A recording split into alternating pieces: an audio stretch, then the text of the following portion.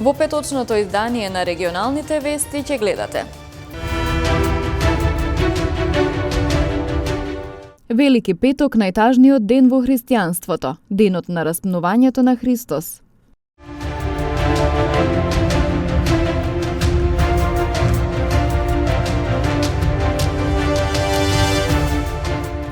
Дожд за празничните денови прогнозираат метеоролозите.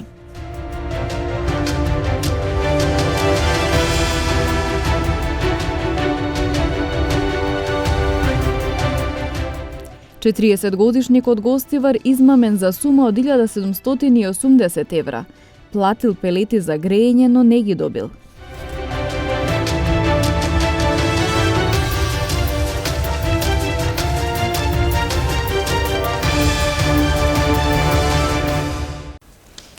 Православниот свет денеска го одбележува Велики петок, најтажниот ден во христијанството, денот на Христовото распнување на крстот. Според обичајот во Тетово на Велики петок, жените посетуваат 3 цркви, молејќи се за здравје, а денешниот ден се одбележува со строг пост. На Велики петок се присетуваме на Христовото распнување на крстот. Од Велики четврток до Великден не чукаат камбаните во црквите, бидејќи во православието тие се знак на радост, додека пак Велики петок се смета за најтажниот ден во христијанството, а воедно представува вовет и подготовка за најголемиот христијански празник Великден. Овој ден е особено значаен заради тоа што Господ Исус Христос заради спасение на родот човечки самиот себе си се принесе на жртва, бивајќи распнат на крстот, иако праведен, иако немаше грев, беше распнат помеѓу двајца разбойници.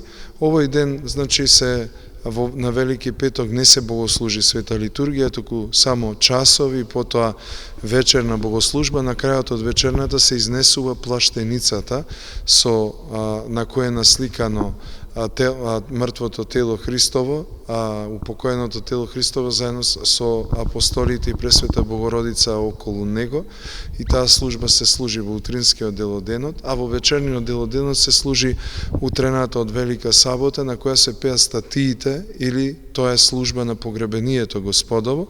Откако ќе се отпеат статиите, се прави опкот околу храмот и плаштеницата повторно се враќа во гробот. Според обичајот пак во Тетово на Велики петок, жените посетуваат 3 цркви, молејќи се за здравје, а денешниот ден се одбележува со строг пост. Дозволи за нови хидроцентрали во Националниот парк Шар-планина нема да има. Министерката за животна средина и просторно планирање Каја Шукова во интервју за Гласот за Америка вели дека ќе се работи како што е утврдено согласно планот за управување. Ваков план наскоро ќе добие и Националниот парк Маврово. Во зоните на одржливо управување, оние мали хидроцентрали кои што навремено со време биле започнати, ќе се завршат, меѓутоа дозволи за нови мали хидроцентрали нема да има веќе. Како што нема да има ни во другите национални паркови. Значи, она што го имаме постојано, ќе продолжи да работи и ќе треба да се грижи да има биолошки минимум, значи да не ги загрозува водните тела кои што се во националните паркови. Меѓутоа дозволи веќе за нови мали хидроцентрали во Национален парк Шар-планина нема да има. Оние на кои што им се истечени роковите, тие не можат веќе да градат, значи продолжување на роковите нема да има. Ќе има ли планови за управување со другите национални паркови? Да, ќе се прави и планот за управување, менеджмент планот или планот за управување за Маврово. Значи таму се прави студија за валоризација, тоа беше исто проблем извесен период. Значи таму имаме напредок, другите два парка имаат активни, така да значи за Шар-планина имаме сега, скоро ќе имаме и за Маврово, сите 4 парка ќе имаат планови за управување и ќе направиме максимален напор, државата ќе направи максимален напор преку Министерството да им помогне во овие процеси.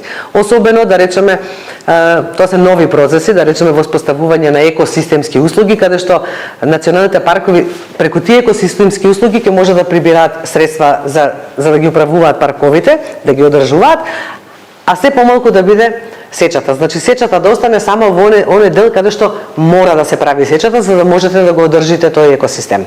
Тоа значи дека им давате услуги на одредени граѓани, правни лица, да речеме, еве најпластично вака за граѓаните, да речеме сакат да планинарат, да се качуваат.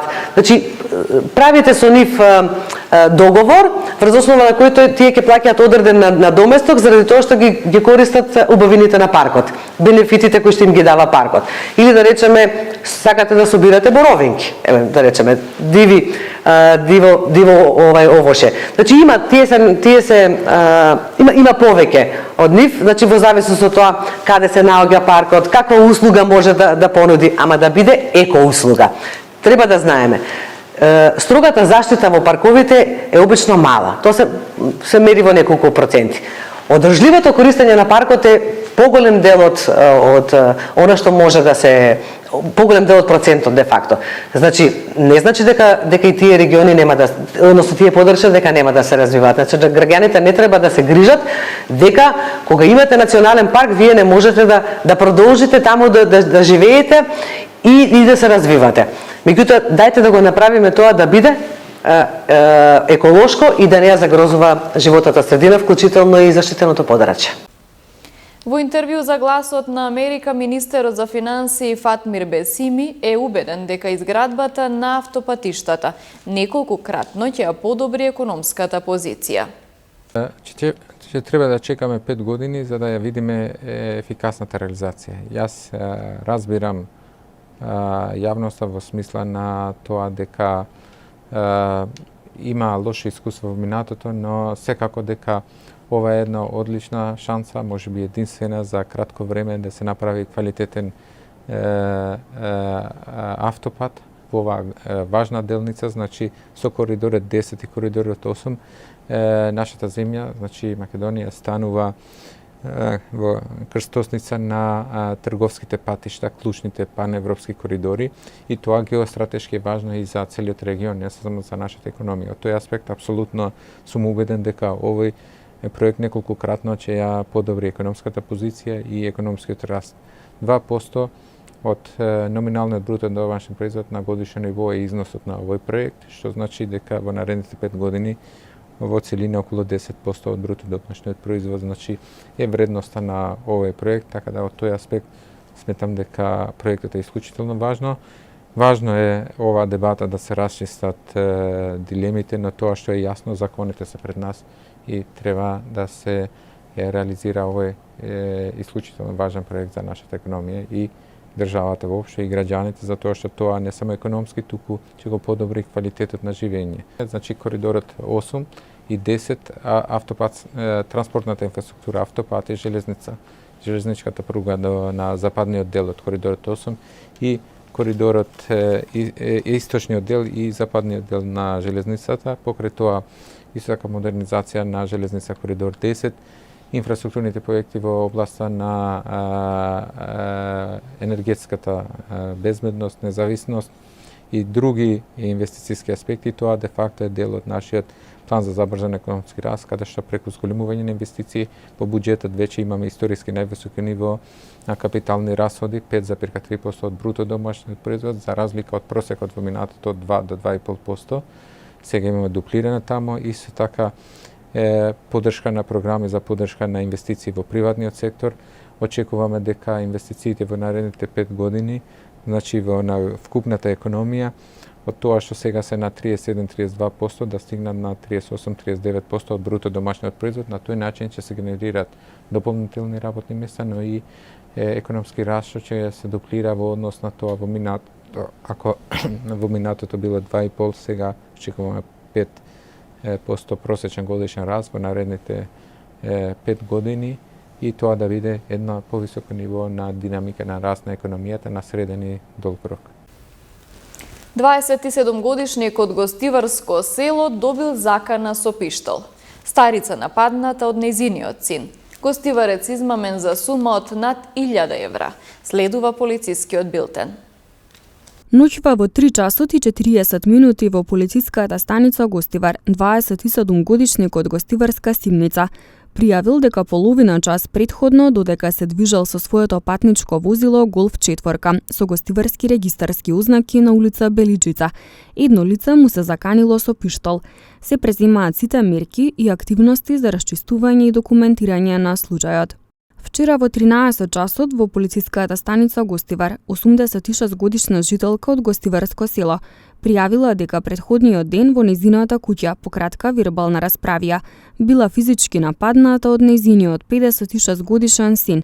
По документирање на случајот против пријавениот ќе следи соодветен поднесок. Вчера во 12 часот и 40 минути во полициската станица Гостивар, 40 годишникот Гостивар пријавил дека во текот на месец септември 2022 година бил измамен за сума од 1780 евра. Според пријавеното, тој од ДД од Тетово порачал пелети за грејење кои му ги платил во готово, зашто добил документ на име на фирма од Кичево. Како што е пријавено, лицето не му ги доставило порачаните пелети, пошто сватил дека бил измамен. Се преземаат сите мерки и активности за расчистување на случајот. Вчера во 19 часот и 40 минути во ходник на станбена зграда на булевар Благоја Тоска во Тетово. Додека полициски службеници од секторот за внатрешни работи Тетово преземале службени дејствија по примена поплака од Б и од Тетово спрема ХЗ 24 години од Тетово.